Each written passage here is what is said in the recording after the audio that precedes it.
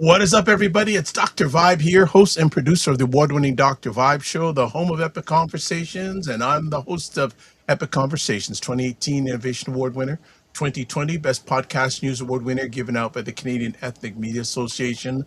I also co-host and co-produce the only online show in the world for dads, fathers, and male caregivers. It's sponsored by Doveman Plus Care. And being part of that movement, we've reached out directly and indirectly to over 400,000 dads, fathers, and male caregivers around the world. And as always, I like to say you're blessed, highly favored, a magnet for miracles, and a solution for someone's problem. And good morning. It's the morning vibe on January 26th.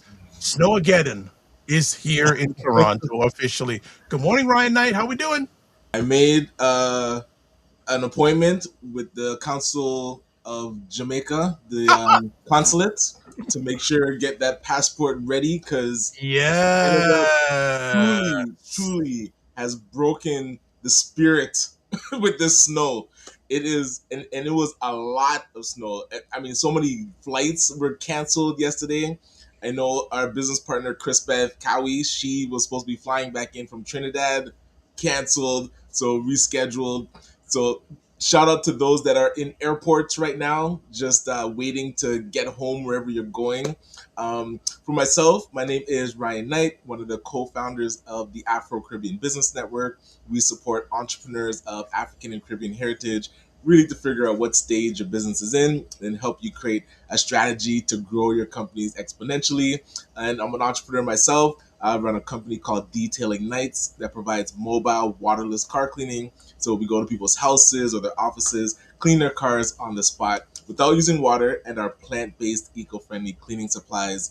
And yeah, we shut, like, even underground detailing was frigid. So yesterday was a no-go.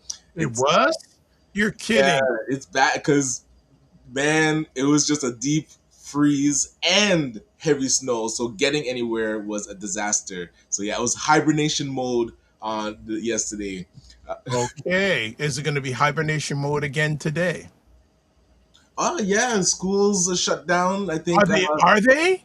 at least Durham. Oh, So you mean Durham Durham? Durham, the place that didn't shut down the didn't last shut storm, is shutting down this I think they storm. got some flack for not shutting down the last time, the only school board, and when the buses were shut down. So I think they were first to jump the gun this time, be like, yeah, you know what, we're gonna close it down because yeah, they got some backlash for not closing in the Oh, last you snowstorm. think? You think?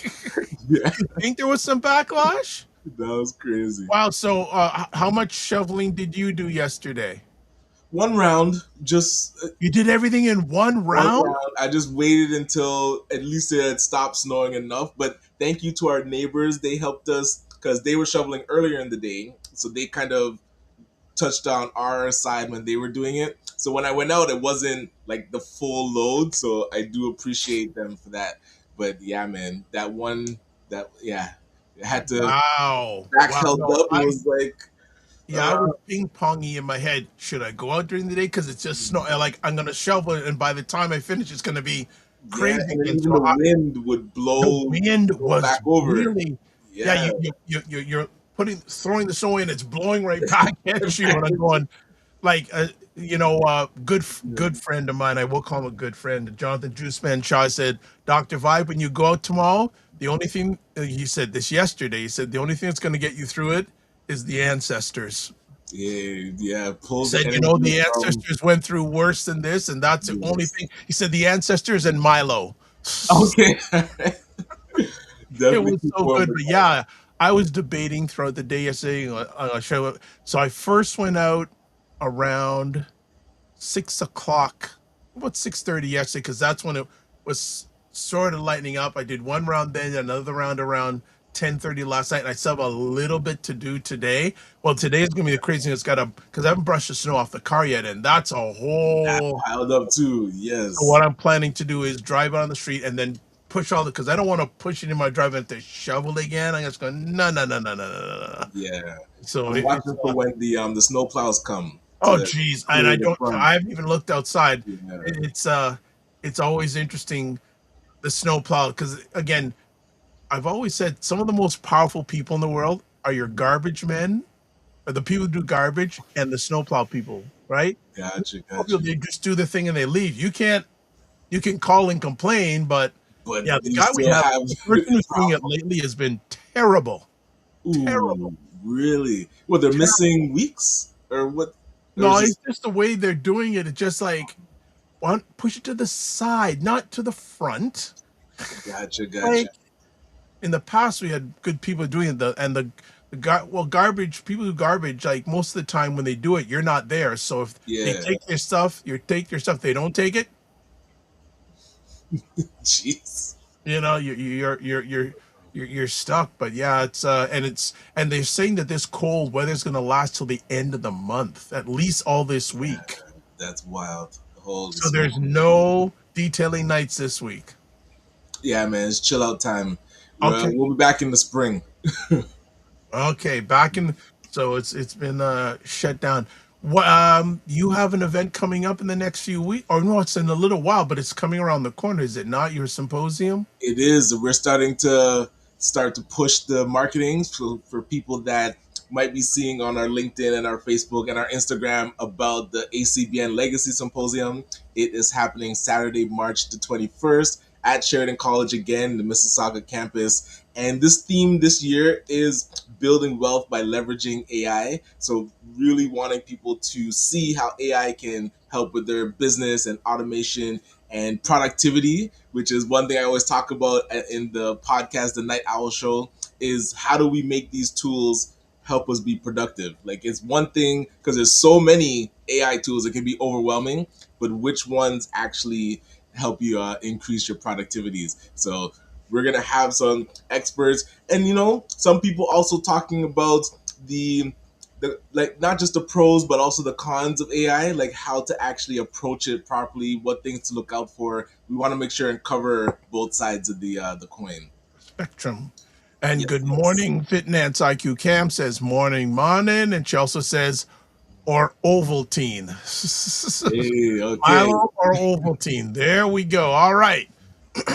Oh, so let's do this. We are going to go for a break. And when we come back from our break, we're going to do some housework. And then we got Emma Ansah coming up and a really interesting program that was broadcast late last week that she was a part of on screen a bit. So, we now have to get Emma's autograph because she's a screen star also. So we'll be back in 30 seconds. Black Men Can Talk live on Sundays at 8 p.m. Eastern, where Dr. Vibe, Kofi Sadat, and Kofi Morris come together to have real, unfiltered conversations about life, culture, and community from a Black Canadian man point of view. Check out Primetime Saturdays with Aisha and Lala. We're live every Saturday at 5 p.m. Eastern With Aisha K. Staggers, and Laura Lala Key, where we try to make sense of the nonsense going on in American politics and culture. You don't want to miss it. We'll see you on Saturday. We are back on the Morning Vibe in Snowmageddon. And I also, too, on, was it Friday night, Saturday morning, it was very cold. It was, Yes. as really, really cold. Like one of the coldest places on the planet on Saturday morning, I was told. So, hey, we're getting out there, man. We're getting out there. Absolutely. We're getting out there. All right, let's do some housekeeping. First things first, subscribe to the Dr. Vibe Show on YouTube and hit the notification button. And thank you, everyone. There's more and more people subscribing and hitting the notification button, which is great. The other side of it is there's a lot of people who watch that don't do that. Right, right, right. What's up? What's up? But that's okay. That's all right. You're missing out because you're not getting alerted on the great conversations, the epic conversations we're having here. That's all right. You have free will. Free will. Also follow Dr. Vibe on Facebook, LinkedIn, Instagram, TikTok, Blue Sky, and Substack. Join our Discord group. Actually, there are some people here when we did a show earlier on this year, they were pushing for us to create our own little online group. And I have spoken to a few people about it, and we're getting ready to launch that in the next few months. I'm looking at February to launch it, but if you want to be part of an online group where we're there to encourage, support each other, reach out to me. And the best way to reach out to me is do the email things. Just like if you want to advertise your business product or service on any of the platforms I'm a part of, email me, dr.vibe at the drvibeshow.com. Can't forget Dr. Tachi. I know it's warmer where she is, but it's been cool down in Florida too, I've been told. Indie Soup TV, independent content creators platform. About 25 independent content creators, myself being one of them. I'm also on the advisory board, and over 28,000 YouTube subscribers in over 2 years in operation, which makes that site only in the top, it's in the top 4% of all YouTube channels when it comes to subscribers. So check it out. All right. So we have Emma Ansah coming up, and Emma was part of a uh, this is documentary or presentation on CBC. For those who are in the US, CBC is our version of PBS, NPR, government run, taxpayer run media. And Fifth Estate, which has been, I guess, Canada's version of 60 Minutes, has been on forever and ever. And they did a interesting piece, I think last Thursday, I believe, on missing black boys, how a number of young black boys are gone missing from the Greater Toronto area and being transported, lack of a better, human trafficking in to different parts of Northern Ontario. And why I said get your digital notebook or pen ready, because Emma was part of it. She was the first person in media period to really talk about this, and it was good to see that they finally gave her due. So now we're giving her due, not only once a month but also today. So what is up, Emma? Hello, gentlemen. How are you? Very Outstanding. well. Good to see you. And Nice to yourself? see you too. Nice to see you too. Thanks for having me again. Well, it's always our Anytime. pleasure. How was snow again for you yesterday? Oddly enough, I don't think Niagara got it as bad as Toronto. I don't think you did. Gotcha. I don't think you did, because from what I heard, Mm. excuse me, hold on a second. That's not good. Yeah, I saw New York got hit pretty bad. Well, for Yeah. us, Shoveling. the warm wind went across Lake Ontario, which picked up the moisture, and we got hit. Bang! The wind coming off the lake as participation. So we got hit.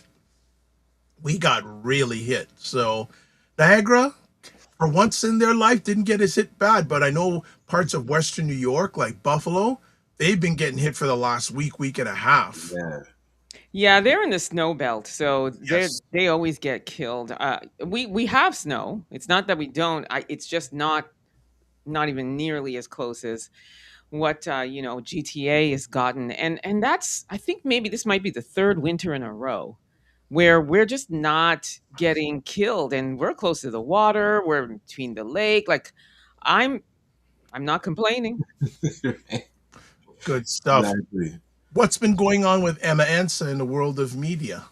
Oh my gosh, so much. And well, obviously the topic we're going to talk about today, which is the CBC Fifth Estate documentary on missing black boys, which, I'm very happy that CBC identified this and was like, let's do something. They have massive reach. I'm really happy that they elected to do this documentary. They took time. It was almost a year in the making. It's not something that, they just kind of pieced together. Mhm. They involved the right people that have been doing the work and could really contribute to the documentary. So I thought it was well done, but there's definitely some questions for sure. Like, even since it aired, I know I've received many messages from people, mostly positive. But you're always going to get those people, right, that are going to say negative things, and we can't do anything about that. But I am extremely grateful to CBC.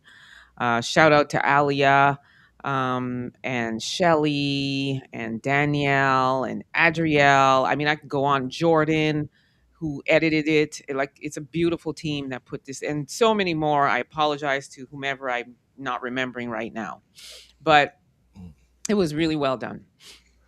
All right, so let's get into into the conversation. What I want to ask you is what drew you to investigate the viral reports of Black boys vanishing from Toronto cities like Toronto? So, and this is usually the first question that people ask. And I mean, for me, it was like, what wouldn't? But I'll go into it further. Um, as a journalist, especially with what I do, which is around social justice, racial unrest, against our community, when I started seeing, because I'm tapped into all of the news outlets and what have you, and of course the Toronto police, and I started seeing Black boys going missing in around October of 2024. And you see one here, one there, and then I would look at the age, and I was like, "Wow, 15 years old." And then you see it again, and you see it again. So between October and I think December is when I finally thought, something's not right here, because I started seeing the ages go down. Like I was already concerned when I saw 15, 16, but then I started seeing 12, 10, and I was like, okay, we've got a problem. So when I saw 5 or 6 in like one day between the ages of 12 and 18, I was like, we have a real problem. So that's when I decided to cover it. And when I covered it, I included the boys that were actually had gone missing. And I was just asking questions, because at that point we didn't really know. All we would see is missing, 12 years old, 15 years old, last seen here, last seen there. So without knowing what everything was going on, I still felt a responsibility to amplify this, because I was like, I've never seen anything like that, where we were seeing so many Black young boys missing. So that's what prompted me to sound the alarm. And then from that, it became a bigger thing. It snowballed, which I'm happy about. And you have people like Shana McCalla, who, started an organization, Find Ontario Missing Boys, really boots to the ground, investigating, going to red zones and what have you. And you got Camille Dundas from BuyBlacks.com who wrote a piece. I interviewed them both, and we just kept it going, right? Town halls came from it, and so on. And but anyway, that's what really got me going. Secondly, there was another 25-year-old Black man who came from Jamaica, and he was playing rugby here in Canada, and he went missing. And that is when I really felt it's time to start talking about this. He ended up not being alive Oh wow. once he was found. Yeah. But his situation is different than missing Black boys. But it still prompted me to talk about it, because I felt like there was a disproportionate amount of Black boys that were going missing, and it was problematic to me. And I'm curious your thoughts on the initial reaction compared to like this, I would say, a spotlight on it. Because before, when they were doing the town halls and the police had their own, as a like version of events, like what were your thoughts on the initial reaction to when you were when you were covering it? So my initial reaction, if we weren't talking about the fact that the entire Black community, like organizations and the mayor and the police and all these town halls happen, and the police were showing up and they were giving their statistics, right, and showing, because they felt like there were a lot of misconceptions and there's a lot of misinformation.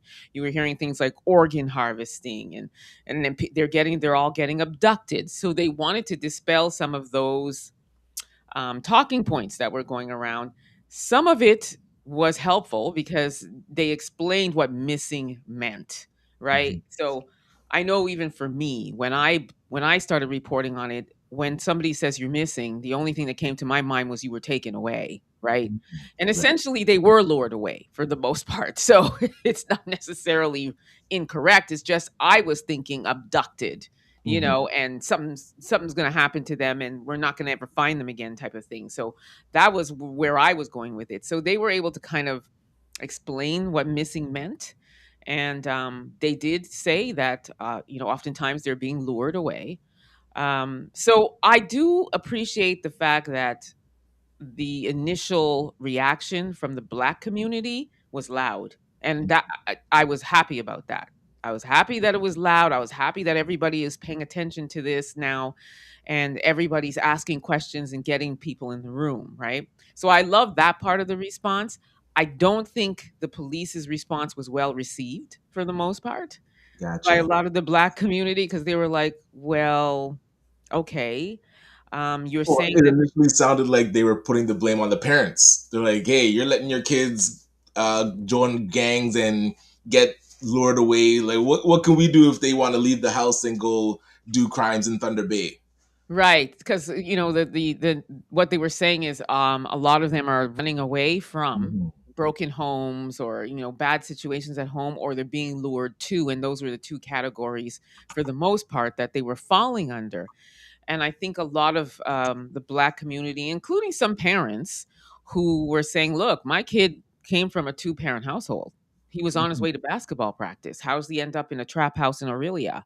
So, it's not always that cut and dry. So I think that was kind of the reception a lot of the Black community was receiving, like, no, like, we're not accepting this.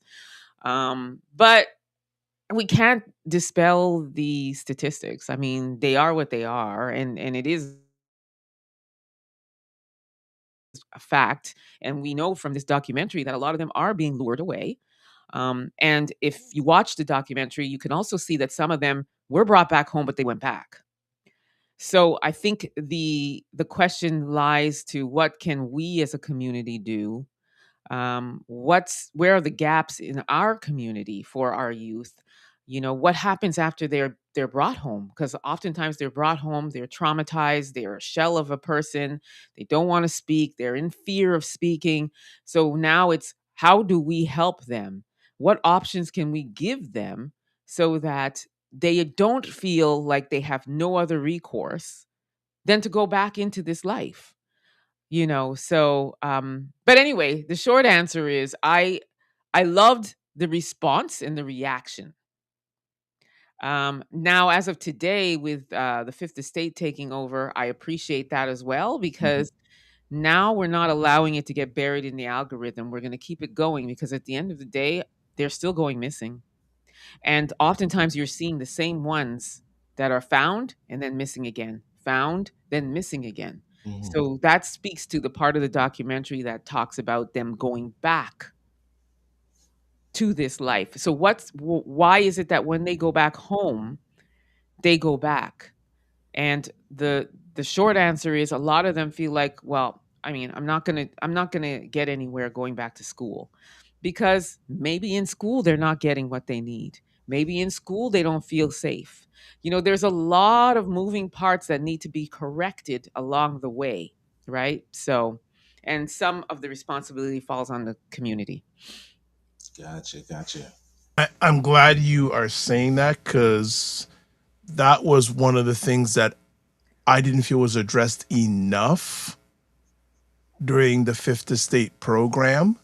But again, in an hour show, you only have 43 minutes. You get what you get, right?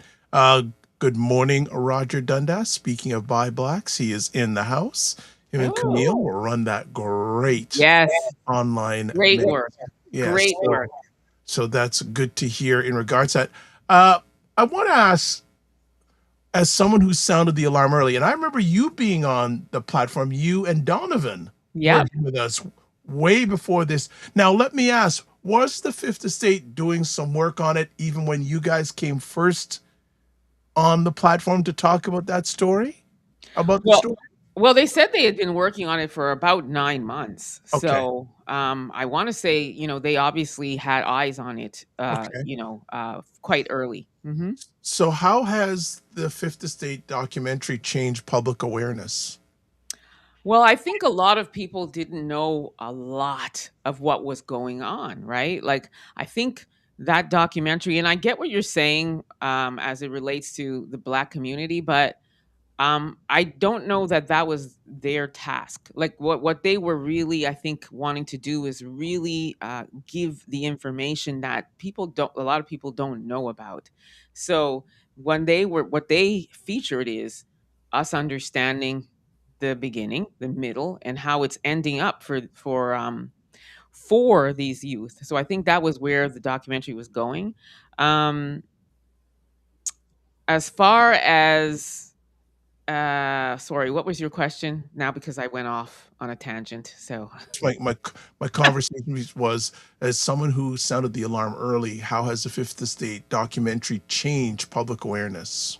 oh well, I think it's again, it's really amplified and put a spotlight on exactly what's going on. Like when you think about areas out in the First Nations, like Mhm. who would have thought that there'd be trap houses out there, where these young teenagers are being dropped off. I even seeing what some of the trap houses looked like, or where they were living, the conditions, the amount of money, 80,000 a day. All of those kinds of things that people just didn't know. And then even some of the areas, Sarnia, Aurelia, Thunder Bay, and the actual buildings where these people are, and there's a lot of information in there that people did not know. So I feel like that is going to be very informative, and I feel like for the most part the response is, I didn't know this, thank you for this, this is really important information. And then, as I said, you're always going to get those people that are going to be like, they get what they deserve and they're gangsters and all that stuff, but we're not paying attention to that noise. Okay, we're just not. But for the most part, I feel like it was very informative. There were a lot of teachable moments. The only thing I think that a lot of people are still asking is, there wasn't enough information or response from the police, but that was not for lack of trying. Okay, Right, right. many calls were made, many requests were made. Okay. So the little piece that you see in there is like as good as it gets as far as getting information from the police. I even tried before even going to the event, before even sitting on the QA panel. I tried to get, a statement or meet with the person in charge of missing persons, and it just didn't go anywhere. So, not for lack of trying. I just want to make that clear because I know a lot of people were wondering, why aren't we hearing enough from the police? Well, is that a case where they don't take it as serious as a missing person if they feel the youth left of their own accord, even if they're lured, they feel like they're going to join this supposedly lucrative, illegal lifestyle?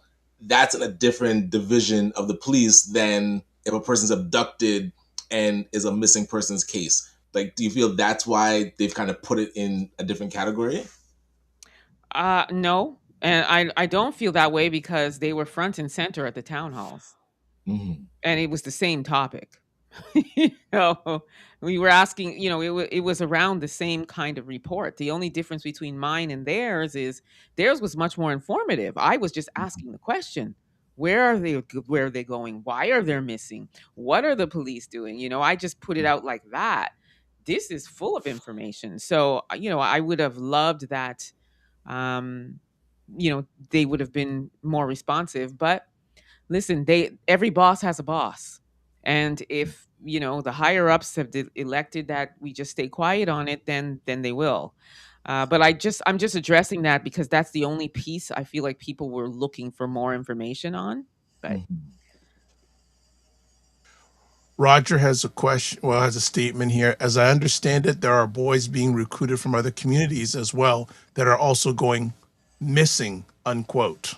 that's true because I believe they said, out of the over 321, it's 151 that were black. So there are definitely others from other communities as well. Hmm. Let me bring, how was the process of them reaching out to you? How much you can share? Like, when did they reach out to you? What was that process like, etc.? I was contacted on Instagram by one of the journalists for the Fifth Estate. I would say maybe 3 months ago, 3 4 months ago, and then we had a meeting and we talked about my involvement in reporting on it, and then we talked about using some of the clips from African Diaspora News Channel and which clips and all that good stuff. And of course, we agreed to be a part of it. But yeah, that's how I was contacted that way, and then the rest was history. Invited to the viewing event and the QA panel. Um, What was the biggest challenge in verifying social media claims about boys being lured to remote areas like northern Ontario, northern Ontario, The biggest challenge? in verifying the viral social media claims about boys being lured to remote areas like what's he going, northern Ontario? Because I'm thinking cold.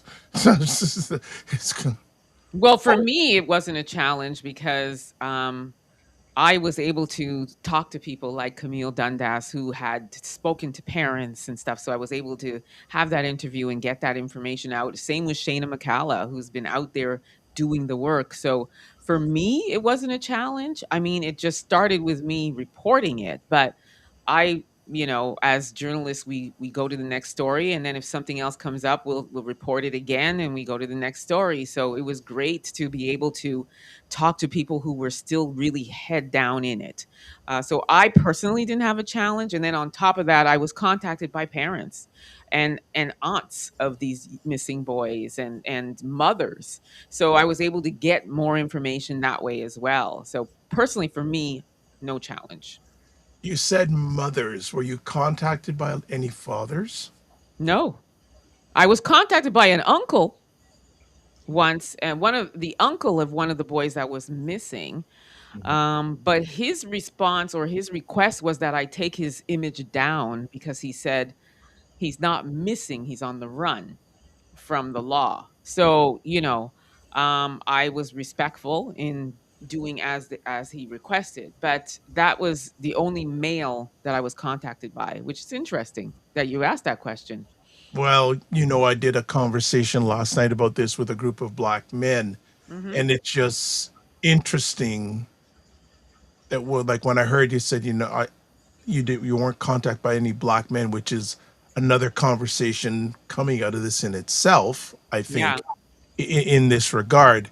And during the documentary, them highlighting that black father who actually went up north, Yeah, I loved that. that They was spoke to two fathers. Yeah. yeah, the two fathers. I really appreciated they highlighted black fathers. Yes, I think that's important too because that kind of debunks the myth of, single parent household and it's just the mom there. When you have dads that are speaking and dads that are out there going looking for their sons, that kind of changes the narrative on that, right? Because True. immediately when they say they're running away from a single parent household, you immediately think it's a mom, right? Right. But this is a prime example of how it's two parent household potentially, and you got dads out here. Absolutely. Roger says, great question. Read the parent that's involved. The lack of fathers in young men's lives cause a lot of behavioral issues. Yeah, that's And true too. yeah, well, there's research that shows that I know it's a little bit dated, but it says that especially it's US based that the most involved culture in a child's life are black fathers. Yeah, yeah, it's true. So I like how they highlighted both those black fathers' journeys in the program. So Yeah, kudos. I loved that too. I really did. So you saw at the beginning, you saw two mothers that were Mhm. talking, and then you saw two dads. So it was a great balance. 100%. 100%. And have you started to see the community analyze how we support youth that are in conflict with the law? Because a lot of the organizations that I'm connected to are like grossly under resourced. So I'm curious if we've done that internal audit and if you're hearing about what we should be building to support our youth that are in conflict with the law. Well, I know that there are a lot of organizations that are really popping up, but as we know, when it comes to our community and funding and things like that, it's a bit of a challenge for sure. But it's not for lack of not the reluctant, sorry, the desire to do this and the desire to get these resources in place for these boys. Because I mean, let's talk about it. When they come home, they're broken. They're Mhm. broken. They're traumatized. They need help. They need they need options so that And something about our Black community, and I'm sure you guys can agree with me when I say this, is when it comes to mental health and things like that, there seems to be a reluctancy to A, admit it, be willing to get the help. If it's not for yourself, it's for your family member.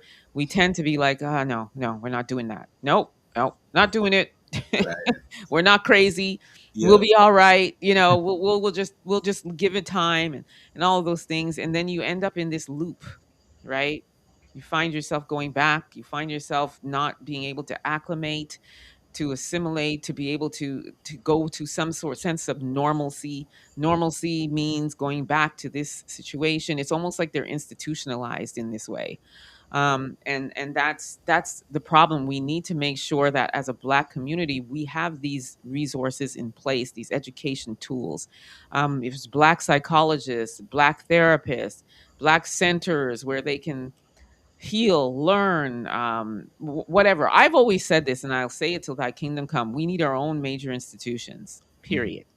True. And that is one thing that is lacking in our community. And we can write to our MPs and MPPs and all that stuff, and we can show up at all of these meetings and try to advocate. But at the end of the day, I think we as a community need to really adopt that. I'm going to sound very cliche, but the Tulsa mentality, the Africville mentality, where we're like we're building for ours and for our youth. That's my humble opinion. Yeah, I Okay. definitely second that.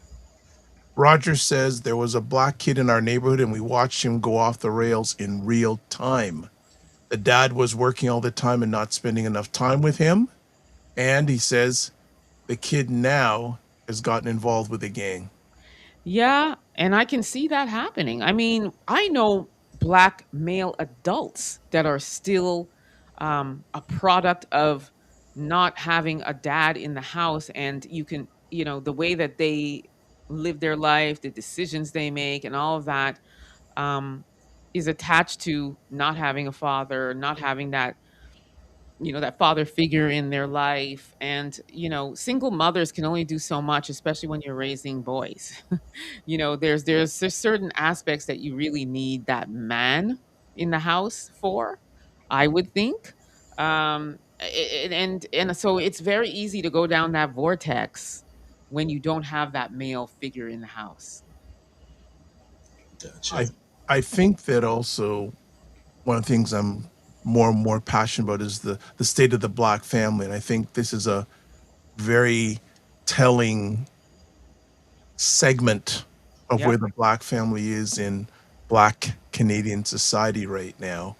And again, it all starts with the family, Yeah. right? It all starts with the Starts family. at home. Yeah, in the house, right? In the house. Uh, Let me ask, how did collaborating with families and the police differ from typical missing person stories you've covered? If you've covered any before, what was different about this story, or what has been different about covering this story in your media journey? Well, I've not covered before this. This was the first time I covered something like this. And it's only because, again, I was just seeing more and more and more and more Black boys. And when I was looking at the analytics, I was seeing 5 Black boys, 1 white boy, two more Black boys, one, non melanated person. And I was like, the balance, like, what's happening here? So this was actually the first time that I had covered something like this. And then, like I said, when I saw the 25-year-old young man that was not even from here, was from Jamaica, that went missing, that's when I was like, it was literally like a gut punch every single time. Because one of the things I said when I was on the QA panel is, because I was asked the same question of why, I was saying, listen, back in my day at the age of 12, 13, 14, 15, 16, we were outside playing in the street. I don't understand how a 15-year-old has a firearm and knows how to use it and are in situations like shootouts and things like that. It's like, or you're dealing and selling drugs. Like, how are we here? So it was a problem for me. But I had not covered anything like that before now. Ryan, I'm going to ask you a question. You're the father of a young black boy. How does this story make you feel? And Emma actually tapped into my brain just now, and the thought around how do we get here.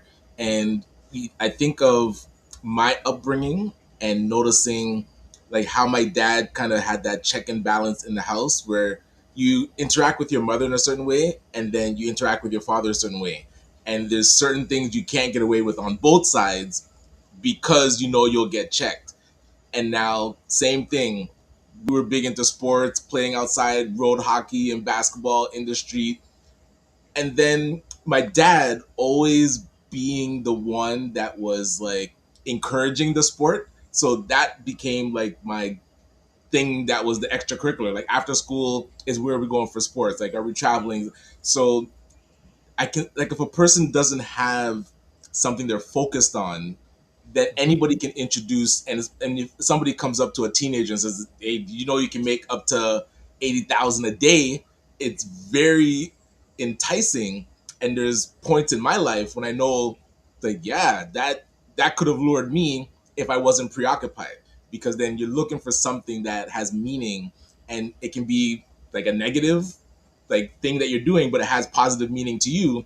Like these kids are looking for something to latch onto and like that they can really be passionate about. And unfortunately, if it's something that we deem as illegal, it doesn't take away from what are they yearning for.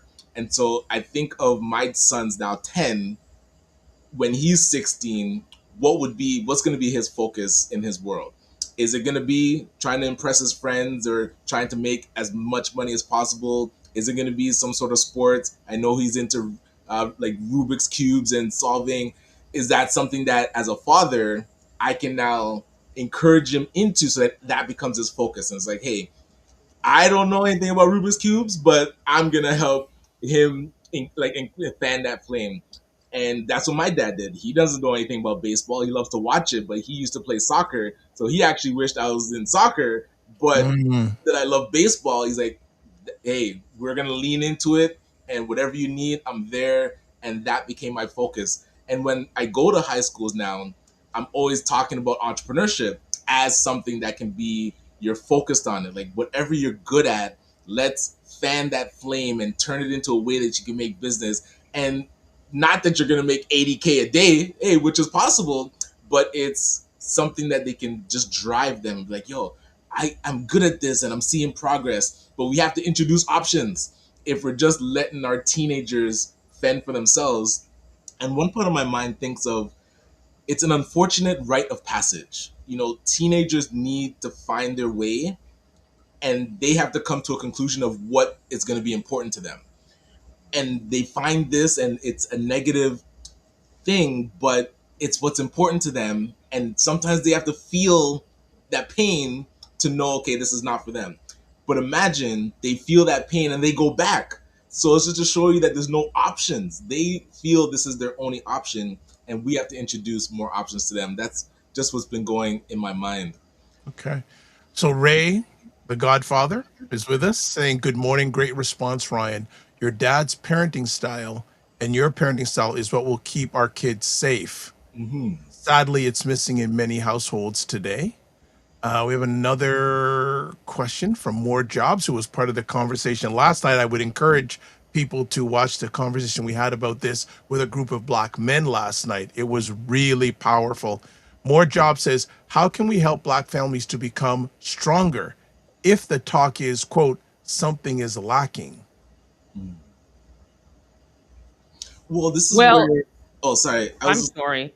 curious I, about I that. I echo what you said, Ryan, which is, your dad made sure that you were preoccupied. You had things that you were passionate about.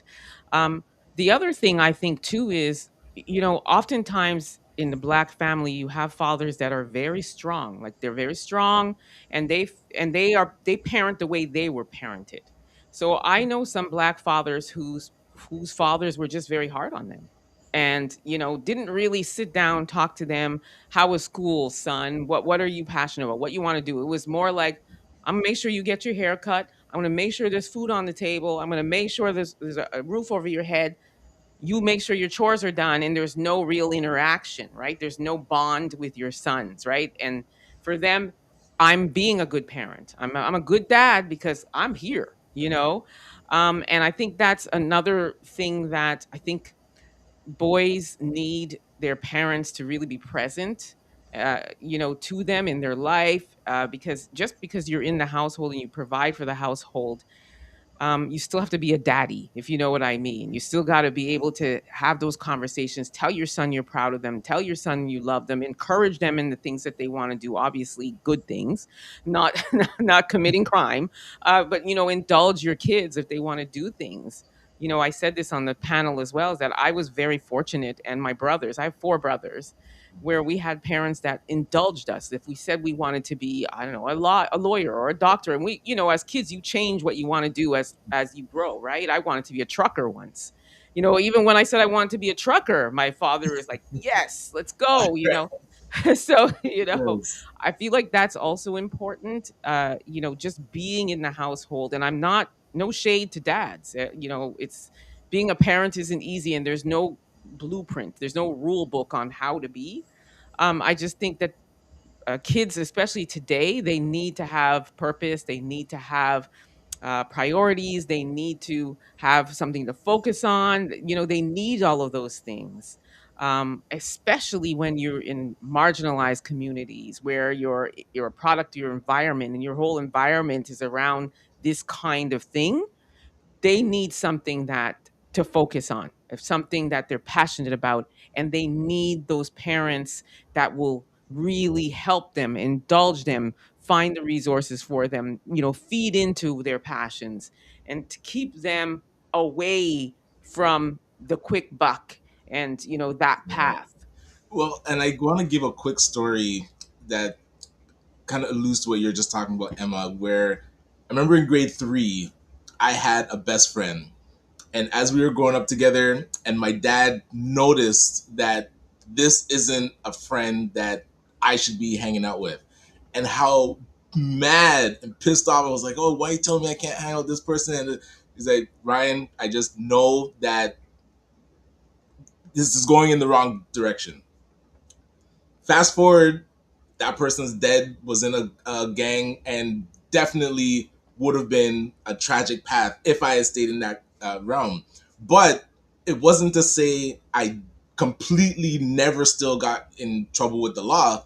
But I feel like parents are the guardrails. They can just guide you enough to not fully go off the deep end, because they kind of saved me from full blown gang lifestyle, but then there was still the teenage rebellion and doing dumb things, and you still kind of get in trouble, but it's not catastrophic. Like, I always think of, how do you instill persistency and grit in your kids, but they have to experience stuff for themselves. But the parents, you're there to just keep an eye and be like, okay, this is going way too far left, or this is, so you can keep them, and it's not in check and like under your grip, but it's just as best you can that they don't fully go like a catastrophic path. And I always remember that it's like, he could see this relationship was gonna be a total disaster from grade three. Like, to know that Wow. the And adult, that's true. There are right? a lot of parents who, we can see things. We can discern things, Yeah. right? About certain kids you bring home to meet you. And it's like, even relationships will be like, that guy is not good for you, daughter. One of the other things that I would suggest, because back in our day, and I'm about to date myself again, we didn't have like cell phones and all of those things where that's another way that a lot of these teens are being lured, right? Which is, these they're reaching it, they're in chat groups and stuff like that, right? I would say that parents should create some sort of fake, I don't know, Instagram, Facebook account, and friend their kid. And Mhm. so this way you can, because they're not going to show you their phone. They're not going to give it to you. You're not going to be able to get in and see what's going on. So I would do that. So that's another way to keep an eye, and like you said, guardrails, Ryan, on what's going on with your child. Who are they talking to? Who are their friends? All that other kind of stuff. Because you're not going to be able to see everything that they're doing, unless you have some kind of eyes on their social media accounts. That's Yeah. just my suggestion. So Roger says, great point, Ryan. Getting kids involved with sports, get them to focus on in positive activities and be part of of community. Ray says, excuse me, the absence of the extended family that we grew up with in Africa and the Caribbean has created a significant quote parenting gap unquote for black families in the diaspora, and subsequently many of the issues. More Job says the shocking reality is that as tech advances, our young men are too. The main attractions are belonging and having lots of money. We need programs fast and now. Yeah, that's just going back to the comment by Ray. Is that's so true, because that's the other thing I said in during my panel is like, back in my day, even being in Ghana, auntie across the street was watching, uncle across on the other side was watching. It was like, take your behind home if you were doing something you shouldn't be doing. But you it took a village. You always had somebody watching. Even here across the street, and the other side, this neighbor, that neighbor. That's also uh, kind of the parenting. It was like you had more than one parent that you had to listen to, and that's the other thing too. A lot of our teens don't have any fear.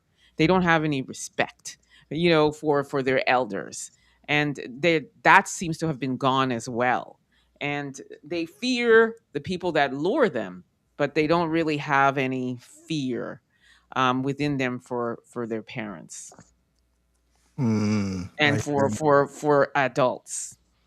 Gotcha. Gotcha. Actually, I'm going to put up a question here for everyone on the screen here. So, have you ever had a moment that made you worry about the safety of a young black person in your life? What happened and what did you learn from it? So, that's for everyone here today, whether you're watching live or on the replay. I'm going to put that in the comments section of for everybody if they want to respond to it. So, just asking you two, you know, have you ever had someone or a young person that you were concerned about their safety? What happened and what did you learn from it? If you do, great. If not, no problem. Well, I mean, for me personally, everybody that I know, they're not young anymore. That's one thing. So I can't think of a situation related to this level of safety. I think for me anyway, it was like young black girls Mhm. and the young black boys that they would elect to involve themselves with. I had concerns about their safety in that regard. And you do have those conversations with them to say, listen, this person is not good for you, and you might be going down a wrong path. There is one woman that I did really had concerns about, from a romantic standpoint, that she chose to be involved with, and I was very concerned about her safety.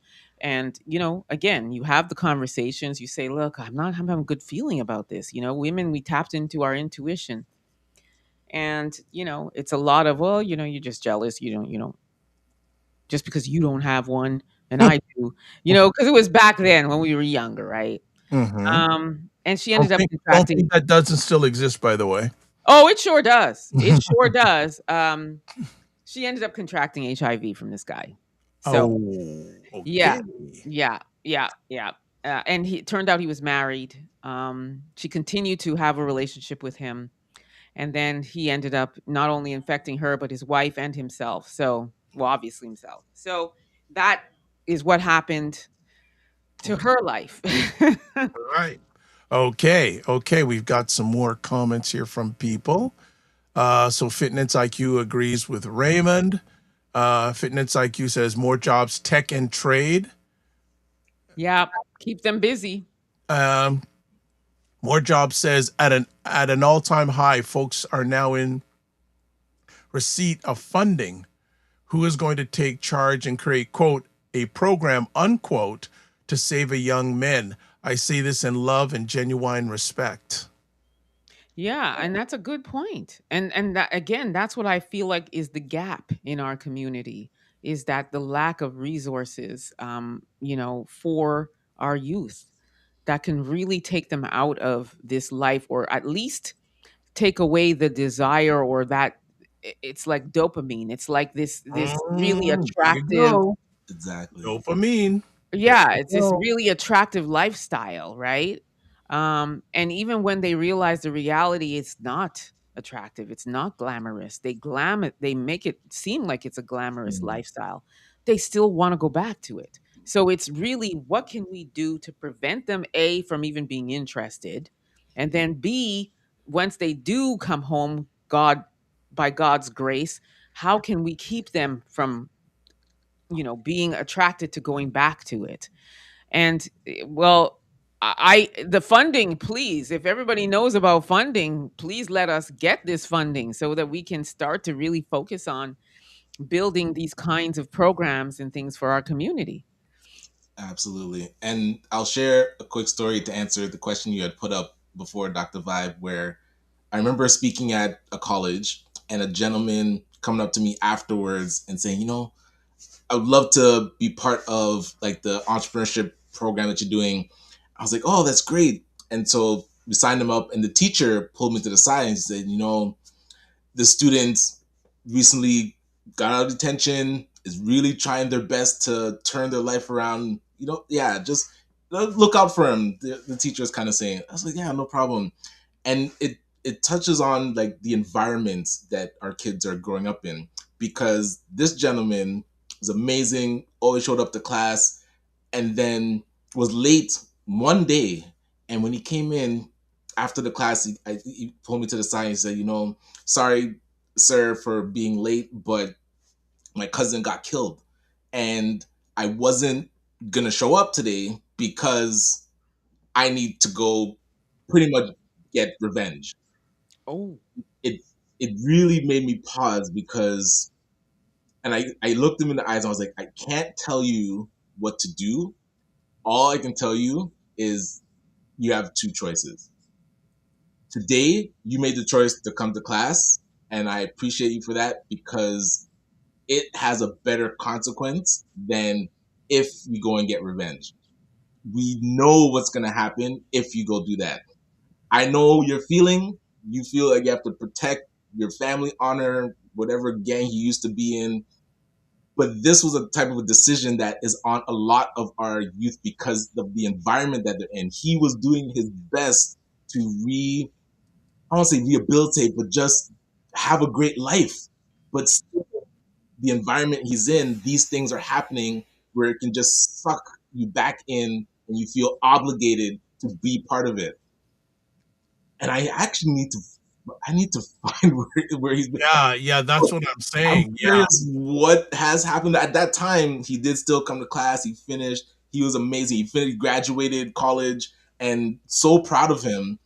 But you never know if that he'll get sucked back into that, and that experience always sits with me because at least he had an option to say, you know what, I don't have to go there. I can go here, and somebody to talk to just to say like, hey, this is what's going on, but I don't deem myself a social worker either. So we realized that we actually have to add these additional wraparound supports so that the youth can have conversations beyond just business and beyond, like whatever we're trying to do with our program. There's so much that they could be going through that if they don't have a way to get support for it, it'll suck them back into the negative stuff.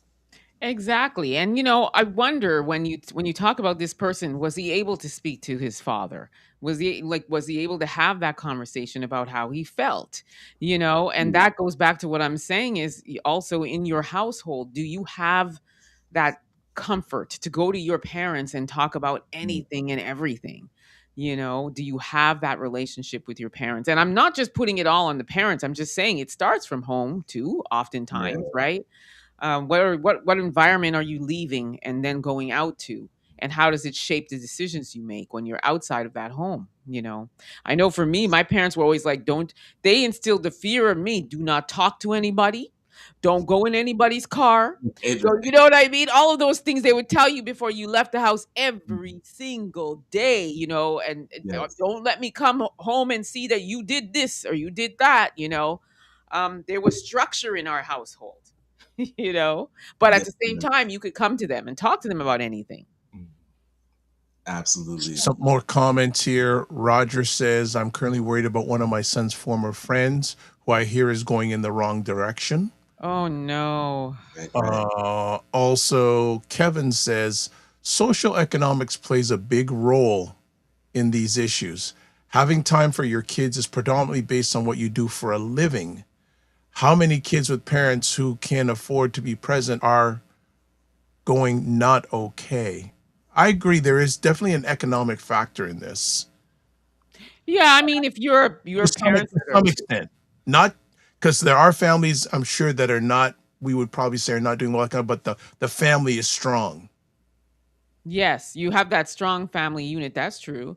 But yeah, I agree. Definitely. If you've got two parents that are working 10, 12 hours a day and the economy is rough right now. I mean, Yes.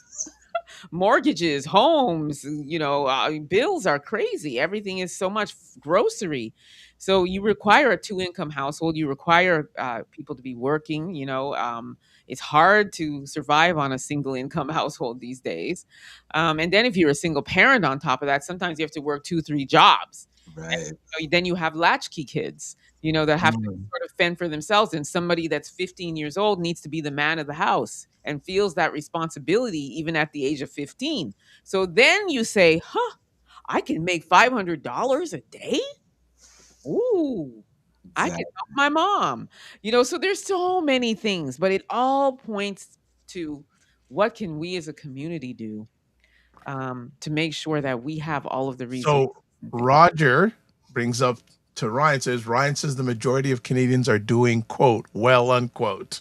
Going back to our conversation we had on If Friday. Dr. Dundas is insinuating that the majority of families have their children in gangs, I vehemently disagree. So if we want to talk about that, it's definitely not the You know he'll come back at you on that. So I I'm don't gonna know let what you. he's trying to I'll let you go that imply far. that No. the majority of our parents are doing it Okay, badly. good No. day, the Wallamala. Sometimes both parents are working multiple jobs.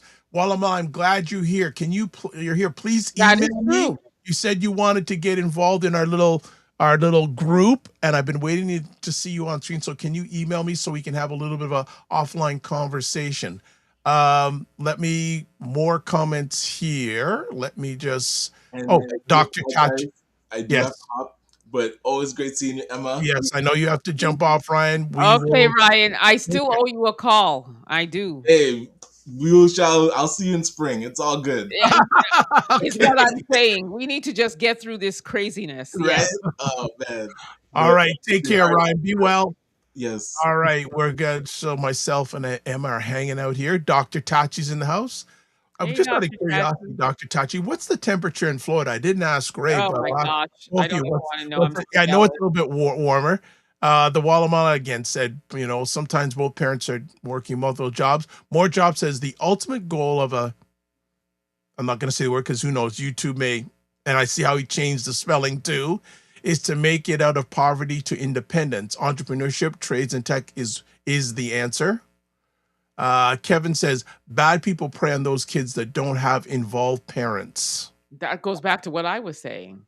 And I get it's sometimes it's difficult because you're working so many jobs and then when you come home you just want to make sure your kid's home, your kid did their homework, they're doing what they're supposed to do, and then that's that, right? But I just think in this day and age and with the way the climate is, we do have to be, and not maybe not just parents, if there are father figures, if there are aunts and uncles and grandma and grandpa, and just, it takes a village. I feel like we should definitely have eyes on our youth. I one thing I will say that I noticed whenever I would report just one person missing, I would get messages from people that will say, oh, you know what? I think I saw this young person and he or she was walking with a man and they didn't look very good. And now that I see your post, I think it was them. And I knew something was wrong. So then that question begs, you knew something was wrong. Something didn't seem right about what you were seeing. So that's where I say, if you see something, say something.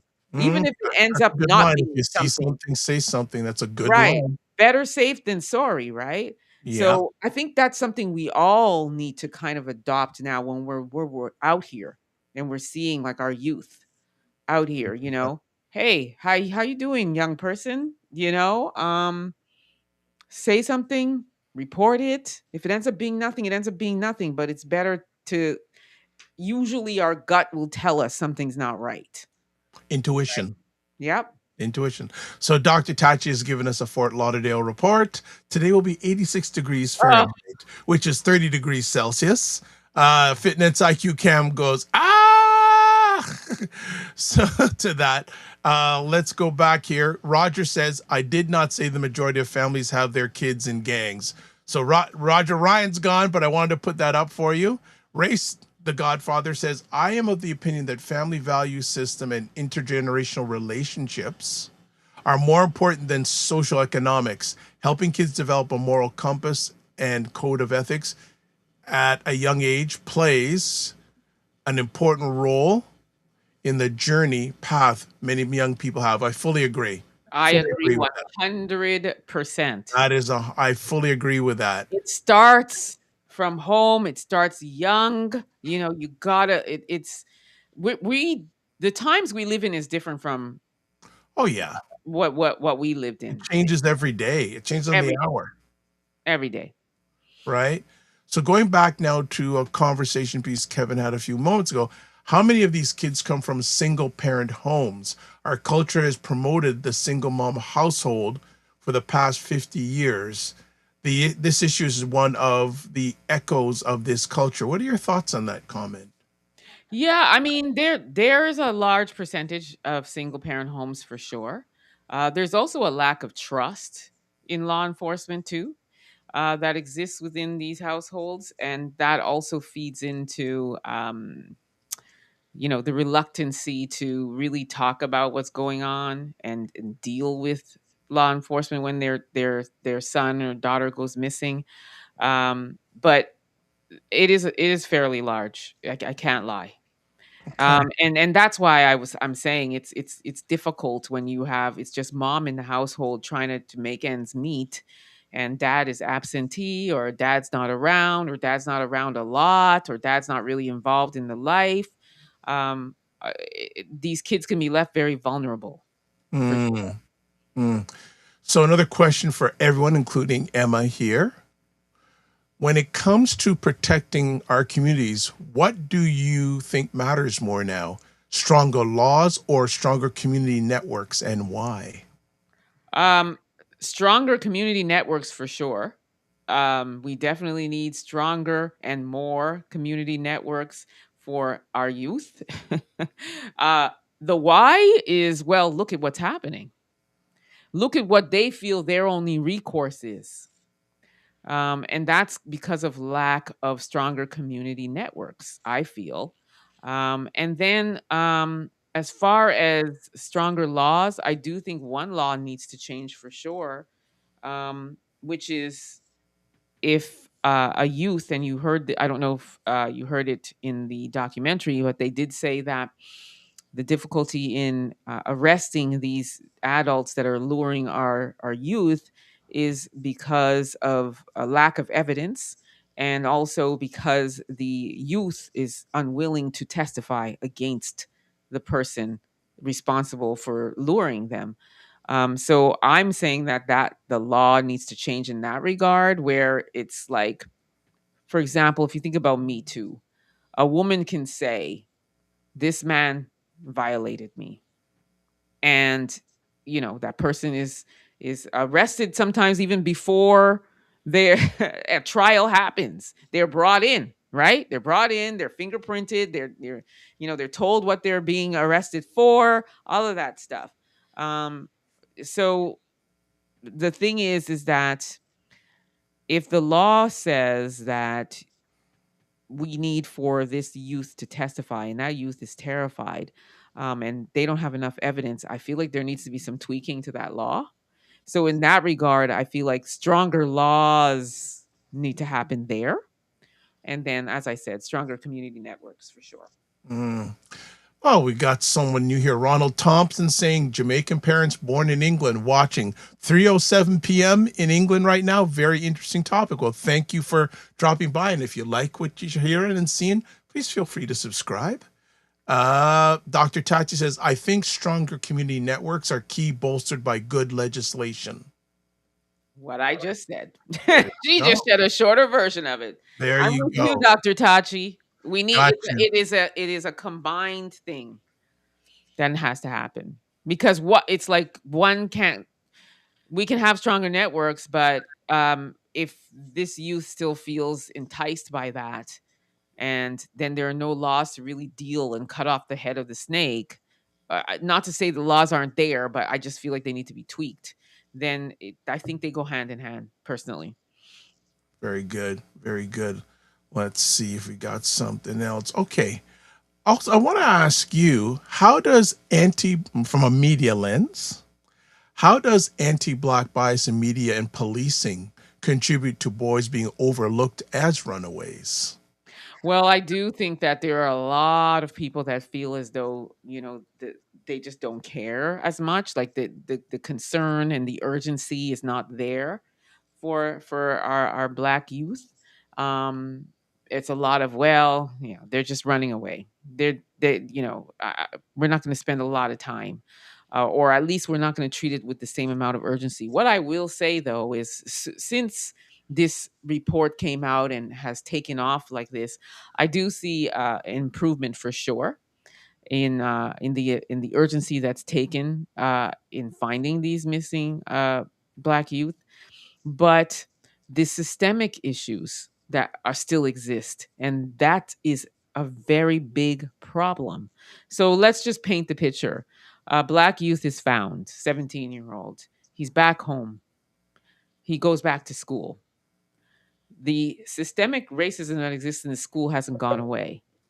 So now this youth is back in school and still seeing the same things, still seeing the same struggles, still dealing with anti-Black racism in the school, not only by students but also by some faculty and staff.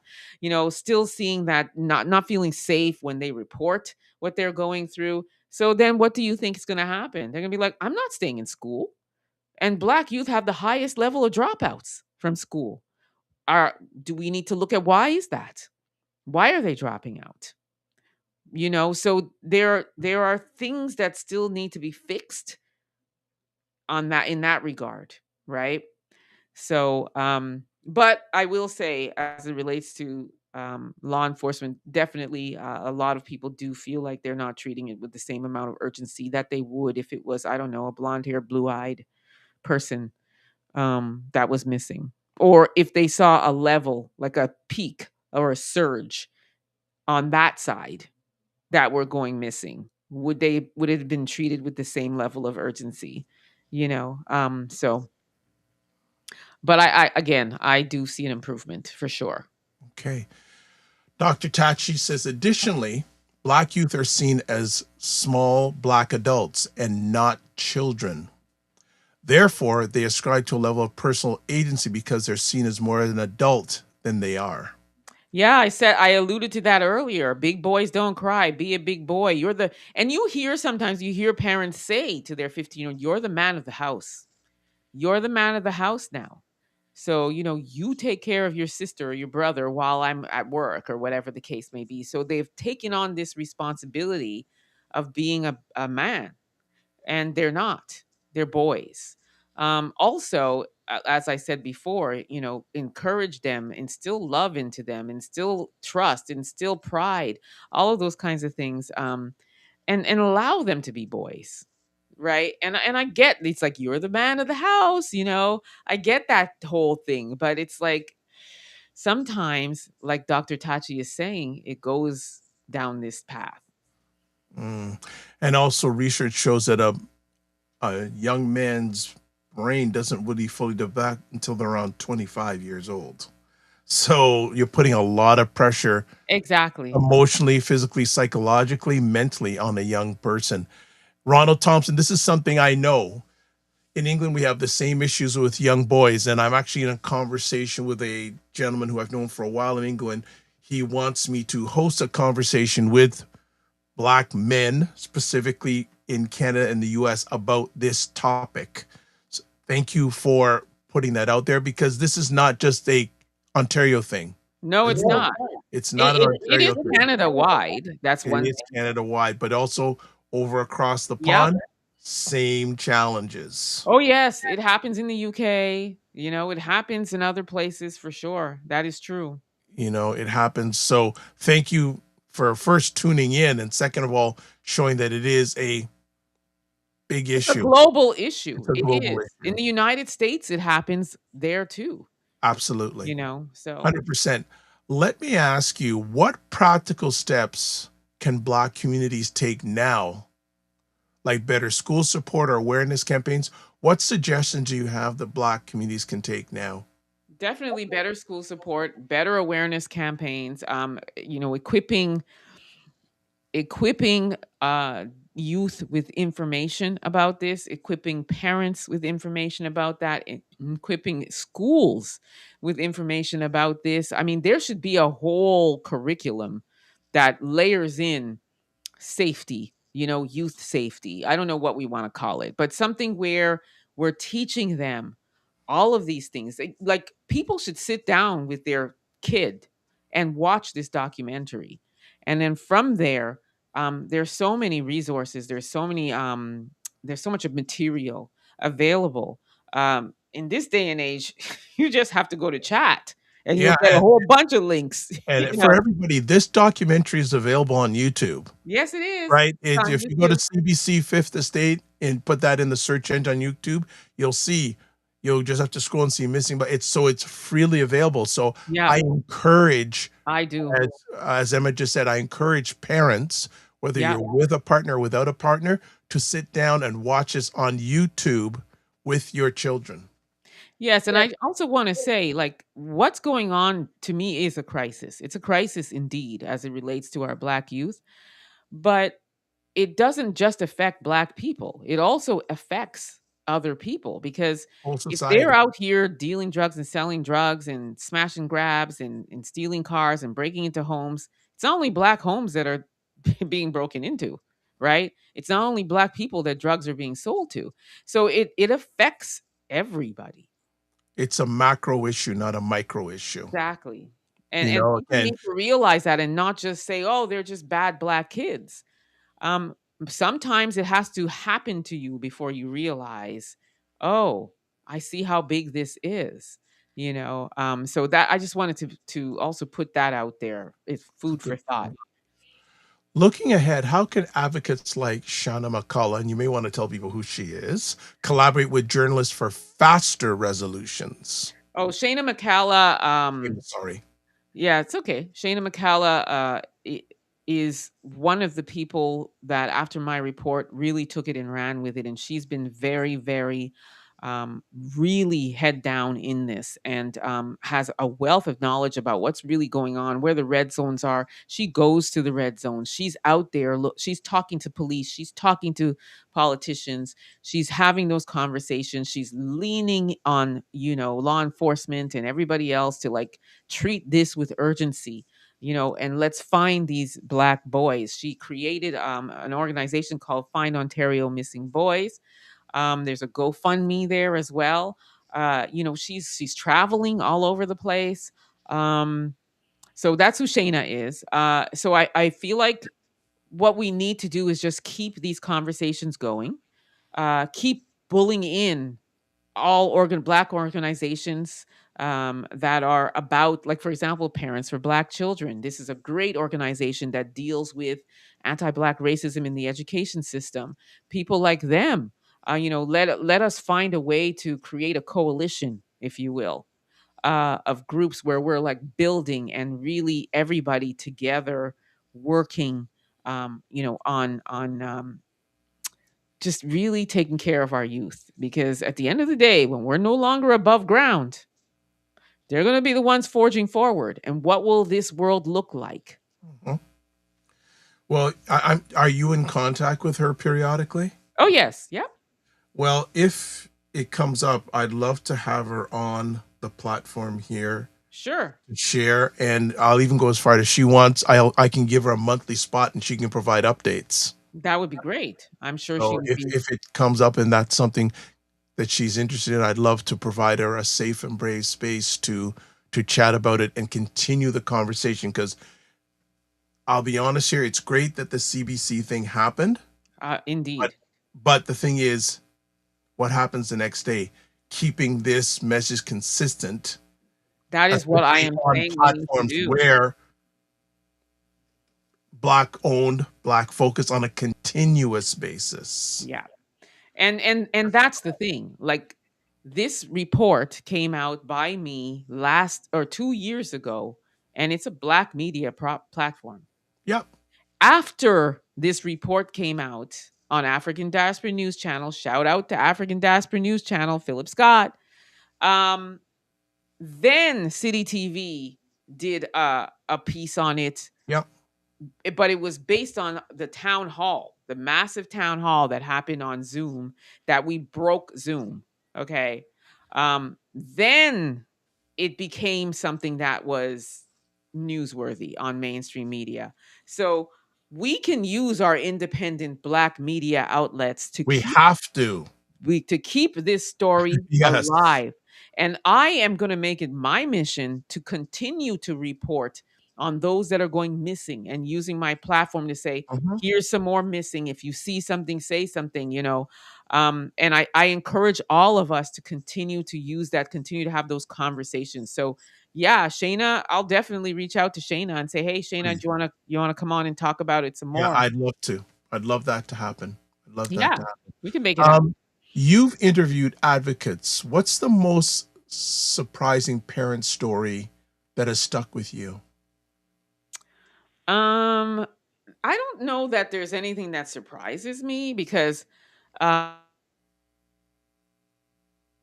these parents are very obviously, they love their child. They're very invested in their child. So they're not, what I'm getting is very desperate uh, parents that just want their child home. But there is one thing that surprised me. Not necessarily a surprise. It was more like an unfortunate surprise. I think that's how I would say it. Is when I was speaking to an aunt, and the aunt said to me that, this young boy has come home, but he refuses to go home to his mom. His mother is non-melanated, his father is Black. All right. And his aunt is the sister of the Black father. And Hmm. he doesn't want to go home to his non-melanated mother, because she's, I guess, even though we know how this goes, right? You have a mother that's not Black, but it doesn't mean she's not racist. And it may just be that she doesn't know she is, or whatever the case may be. But this young boy did not want to be with her. He only wanted to be with his aunt. He didn't even want to be with his father. So that was surprising to me. And that was surprising and unfortunate to me, only because this is the prototype of a young boy that can end up going right back there. Yeah.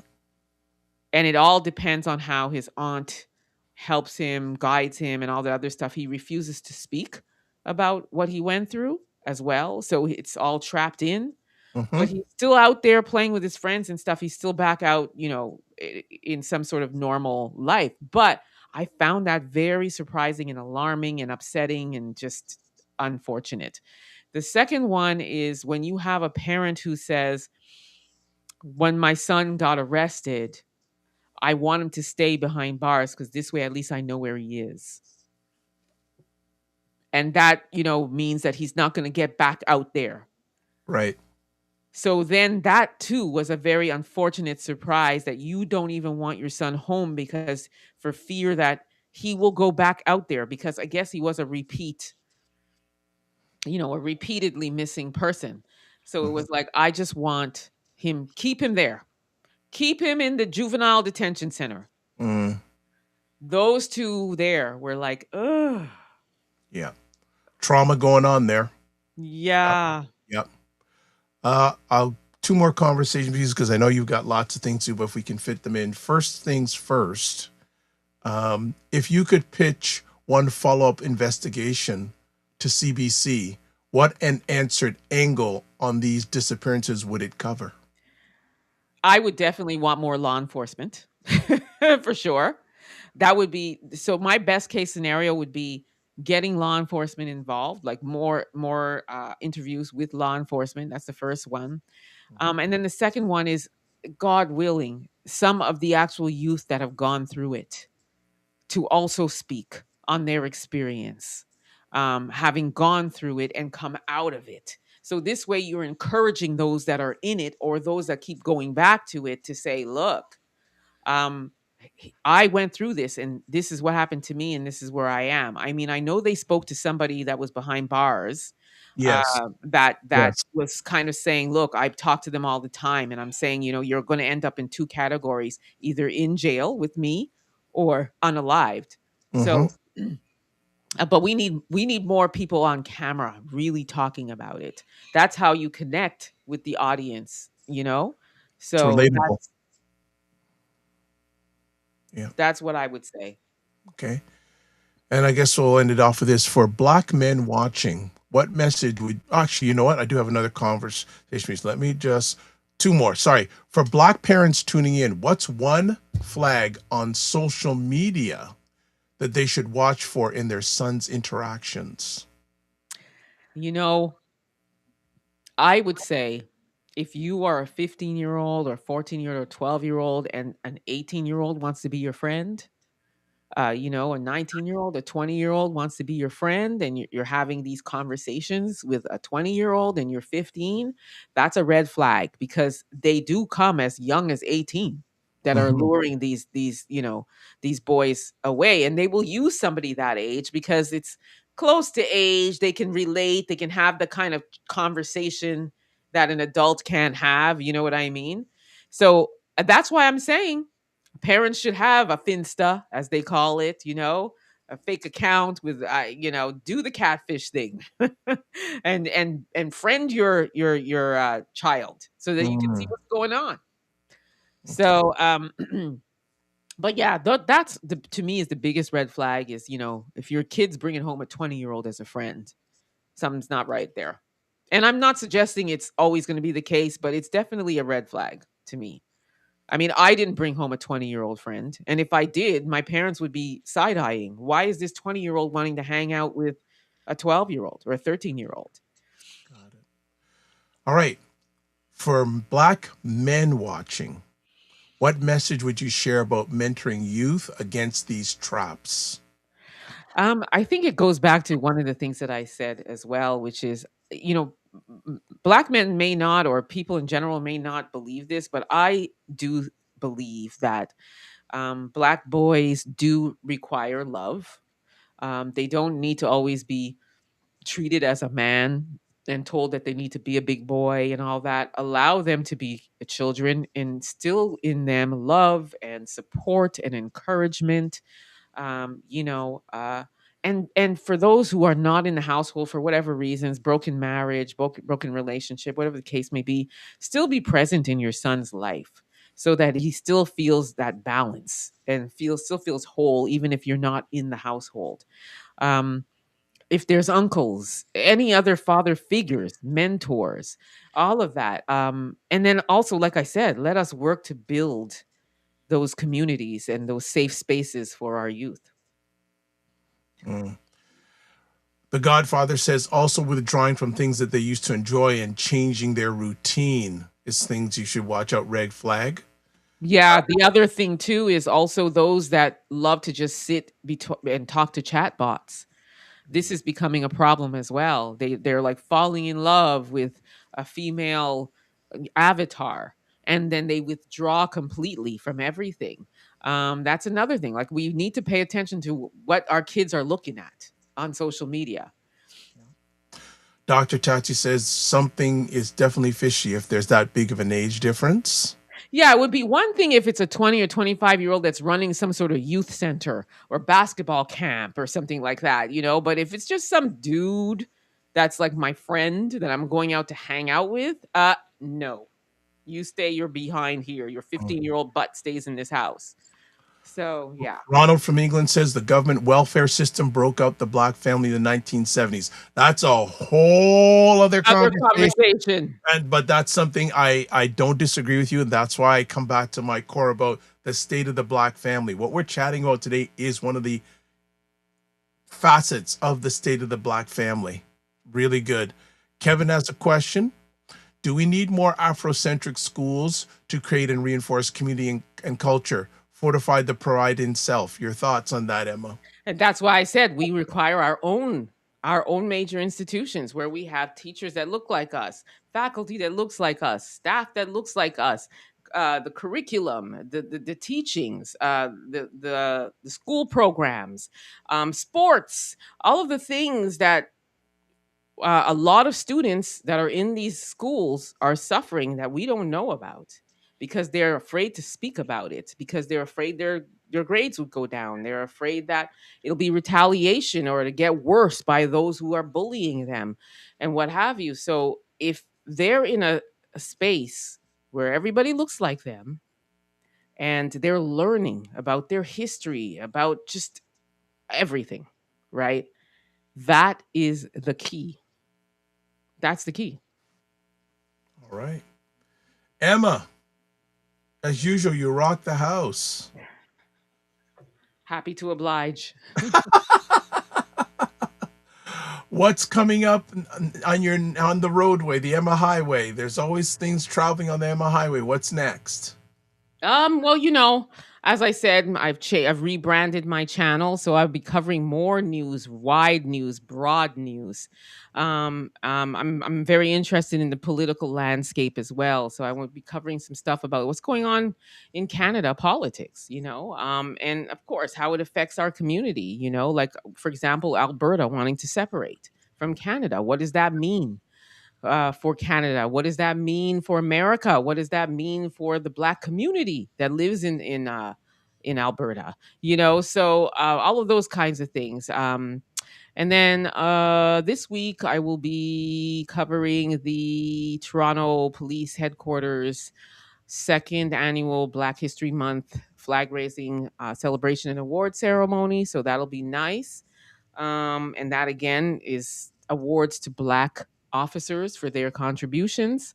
So that's something I'm going to be doing this week. There's a lot of things coming up, a lot of good and very good things. Excellent. Thank you, Dr. Tachi. I'm going to be having you on as well.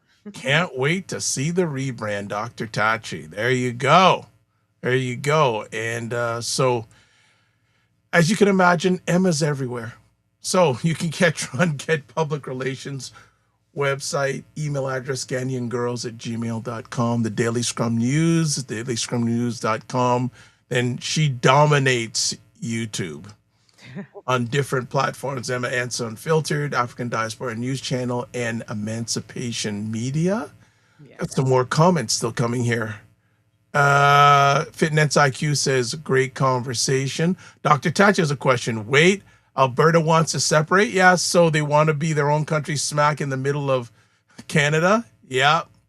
They even have a banner that says, tell Danielle we want to be the 51st state. And yes, that's Danielle Smith, who is I have a live stream coming up today on African Diaspora News where I'll be doing a whole teaching lesson on it, on Alberta, why Alberta is wanting to separate, what resources they're like the heavyweight, why they're the heavyweight, all that kind of stuff. So stay tuned.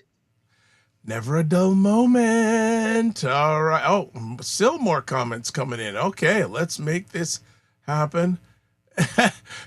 Fitness IQ guys, damn it, Quebec. Yeah, well, Quebec's been trying, man. Quebec's been trying to separate forever. Oh my goodness. Well, Emma, again, we want to say thank you for taking the most important thing, your time to hang out with us as usual. As we close it up today, as always, subscribe to the Dr. Vibe channel on YouTube. Subscribe and hit the notification button. Follow me on Facebook, LinkedIn, TikTok, Instagram, Blue Sky, and Substack. Always, if you're interested in joining the Discord group, email me. Also, if you want to advertise your business, product, or service on any of the platforms I'm a part of, email me. And also the Walla Mala, if you are still here, email me. We're getting our group started soon. I want you to be part of it. Thank you very much. Also, if you want to get a hold of Ryan, it's Ryan Oneil Knight. That's Knight with a KN, not an N. And also, you can find out more about me at the Dr. Vibe Show at toplink.cc/the Dr. Vibe Show. And also, you can watch replays of this epic conversation on the Dr. Vibe Show on YouTube, Facebook, LinkedIn, and also the Dr. Vibe Show. Also Afro Caribbean Business Network on YouTube, and also Ryan Oneil Knight on YouTube. All this information is in the comments section on most of the platforms that you're watching. Let me just see. There's 2 more comments. Dr. Tachi says, I remember the We campaign they had. She's talking about Quebec. Yeah. And Ronald Thompson says to Dr. Vi, when are you back on? We'll be back on 9 a.m. this Friday on the Morning Vibe. But this is why you subscribe to the YouTube channel. And You'll hit get that notifications. notification. It stays you for that. It stays you. So subscribe and hit notifications, and you'll get that information. And Dr. Tachi says this, the Morning Vibe will be back Friday at 9 a.m. Eastern. I don't pay Dr. Tachi enough. Jeez, I don't pay her enough. Oh, my gosh. All right. So as we finish up here, as always, live your life as a dream. If you can dream it, you can make it. Sometimes you have to get smaller to get stronger. Block assumptions. Aim bigger, aim better, aim higher, aim wider. Love, faith, and respect. Don't just manage your time, manage your energy. Remember to give yourself grace. And if you're not making money, make history. Try to do both and make it better. And if you're in a lot of North America, stay warm if you're watching this live. Please stay warm. And if you care about Dr. Vibe, say Dr. Vibe, I'm speaking, you're going to get through the last bit of shoveling I have to today. All right? God bless. Peace, y'all. Keep the faith. Walk good. See you soon. Bye, everyone.